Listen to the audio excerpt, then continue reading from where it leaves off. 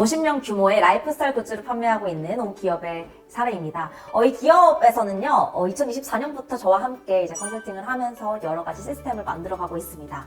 아무래도 10년 정도 된 기업이고 10명 정도 된 규모이기 때문에 어떻게 하면 우리가 더 체계적으로 일할 수 있을까를 고민하고 있는 거죠.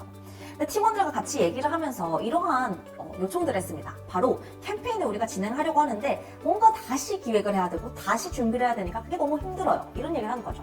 상품 기획과 개발을 하려고 하는데 디자인팀에서는 도대체 어떻게 했는지 잘 모르겠어요. 이거 어떻게 하면 좋을까요?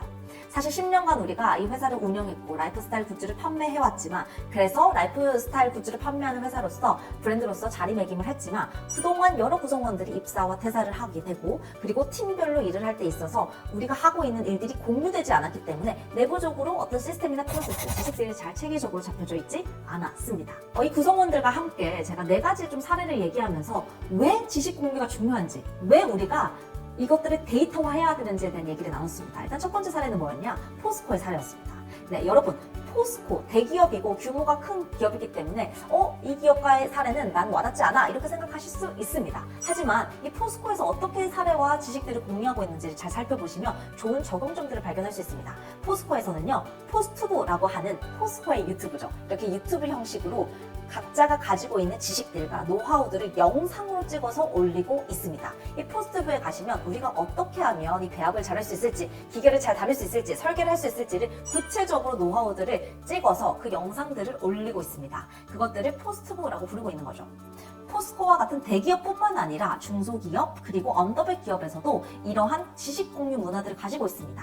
어떤 기업들이 있느냐? 반석기초 ENC라고 하는 기업은요, 우리가 건설을 할 때 반석을 닦는 굉장히 중요한 공법들을 개발하고 그리고 설계하고 실제로 시험까지 하고 있는 그런 기업입니다. 이 반석기초 ENC에서는요, 새로운 공법을 개발하기 위해서는 기존의 공법들이 어떤 것들이 있는지 잘 알아야지만 그 위에서 개발을 할 수 있겠죠. 그렇기 때문에 설계자들과 현장에 있는 소장님들이 참고할 수 있도록 공법이 개발된 것들이 잘 DB화하고 지식화해 두었습니다.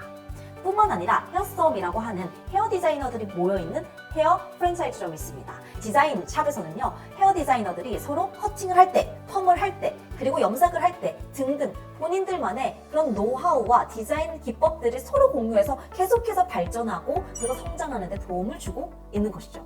그뿐 아니라 가인지 컨설팅 그룹 또한 지식을 공유하는 것이 굉장히 중요하게 생각하고 있습니다.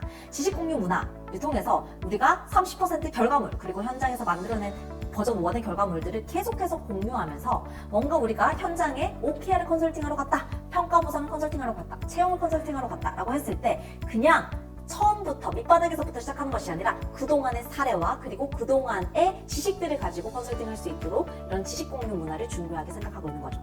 가인지 컨설팅 그룹은 가인지 뱅크라고 하는 그 시스템을 통해서 글과 영상을 통해서 지식을 공유하고 있습니다. 이렇게 지식 공유를 하고 있는 다양한 기업들의 사례들을 설명해 드렸습니다. 그랬더니 구성원들이 이렇게 얘기하더라고요. 이거 저희한테 꼭 필요했던 거예요.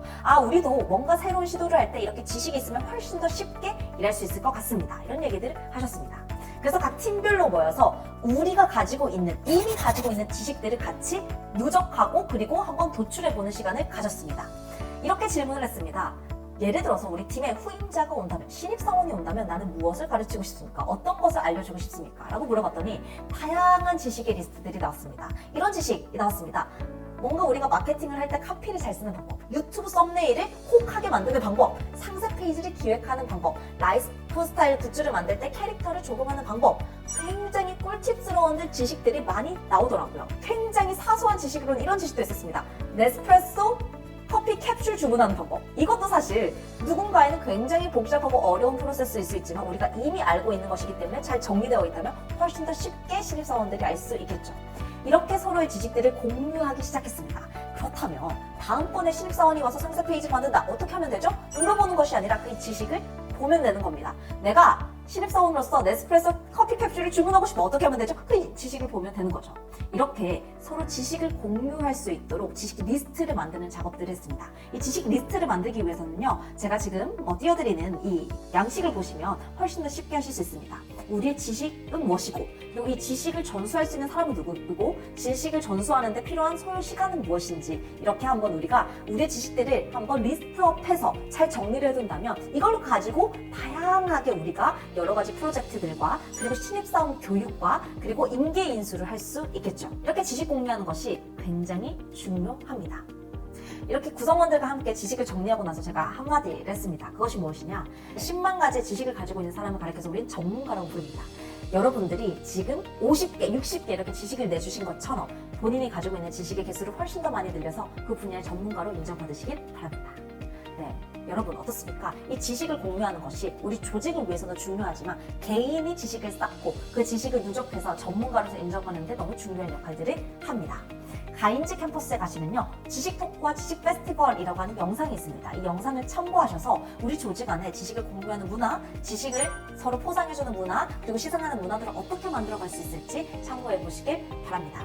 그뿐 아니라 가인지 뱅크라고 하는 시스템을 통해서 지식을 공유하는 문화를 만들어 가실 수 있습니다. 이 소프트웨어를 이용하셔서 우리의 조직 안에 있는 여러 가지 사소한 지식부터 그리고 꿀팁스러운 지식까지도 잘 누적하셔서 관리해 보시길 바랍니다. 우리가 가지고 있는 지식을 통해서 개인의 성장뿐만 아니라 조직의 성장까지 만들어낼 수 있는 그런 한 명 한 명이 되시기를 바랍니다. 감사합니다.